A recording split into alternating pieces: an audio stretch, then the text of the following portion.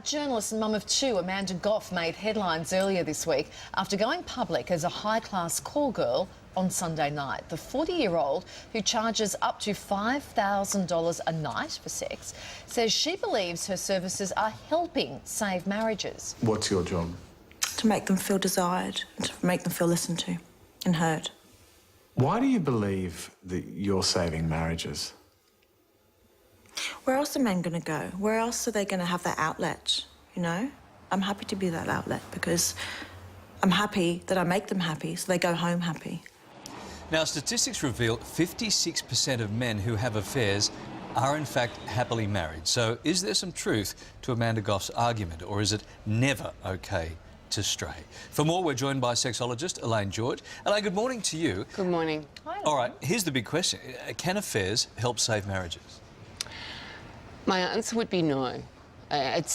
Dealing with an affair is an emotional dynamite, and I've seen couples deal with and pick up the pieces, but it's very rare that couples can actually, get over an affair because it breaks the trust. It shatters that foundation of trust that you have in a marriage. And it's not just sexual either. It can be a breach in emotional intimacy. Well, that's right, because some people argue that people cheat just purely to satisfy what is a physical urge, and it doesn't involve emotions. But can it really be so black and white?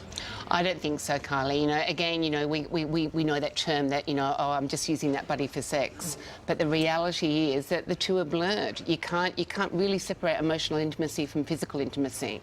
And my own take is that if you're, sharing the pillow and you're doing sort of various acts with one another, there's going to be a degree of emotion that is invested and shared. We said earlier 56% of men who cheat are happily married, but I suppose if they're looking elsewhere for sex, that can't be true. No. Not in the true sense of happily married. No. Well, it questions that whole notion of what constitutes a happy marriage. And the reality is, for everybody, is that once that limerence phase, that romantic phase is gone, which, lasts about 18 months, 2 years, which coincides when people get a mortgage, their first child, etc., is that everybody has to face the everydayness of what living is all about. Domesticity kills passion. But then so many people try and find that passion elsewhere without finding it in their own relationship. And I think it's important to look at it and look at the resilience within their own relationship. What do you mean by that? Look at the resilience within your own relationship. What I think is so important is that people don't look at their own emotional well-being. People don't look at what is it that I'm contributing to this marriage, rather than wanting everything fixed by their own partner. It comes back to looking within themselves. And this is something that Amanda said on Sunday night, that she was really suffering from post-divorce. Then she was on RSVP and doing sex anyway, and got burnt a couple of times with dates. But I think what's really important, particularly for people that are post-divorce, is they look at healing within. And then coming back to the context of a marriage, it comes back to your own happiness is within you as much as it is within the other person. And sometimes people are unhappy with themselves, and then they try and seek that happiness elsewhere.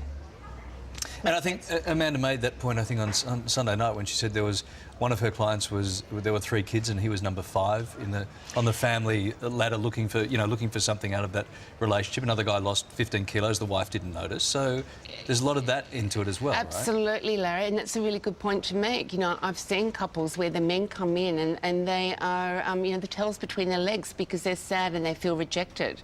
And, we all know that women can typically lose their sexual desire after children, and that's all very normal. But it's a phase that people go through.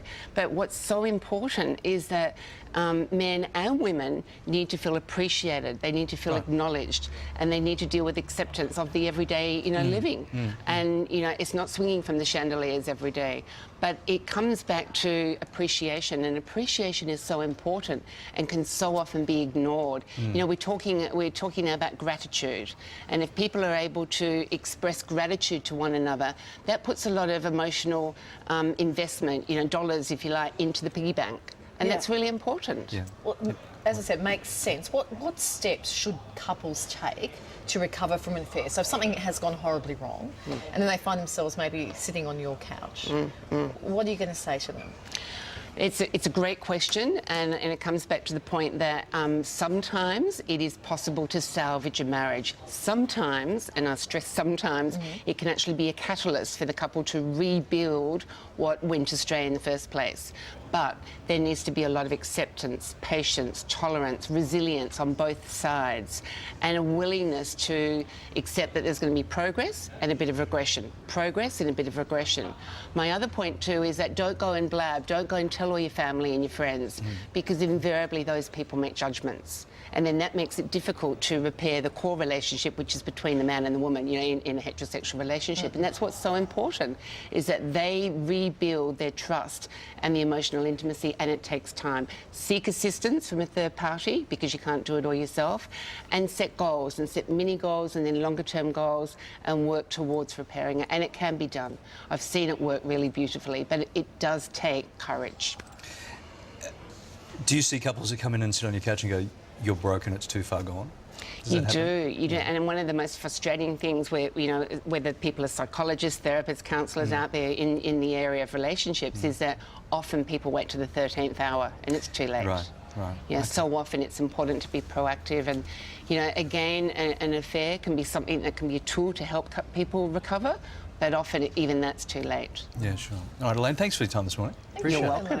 And we want to hear from you. Can affairs save marriages? In your opinion, you can head to the Morning Show website and vote in our online poll.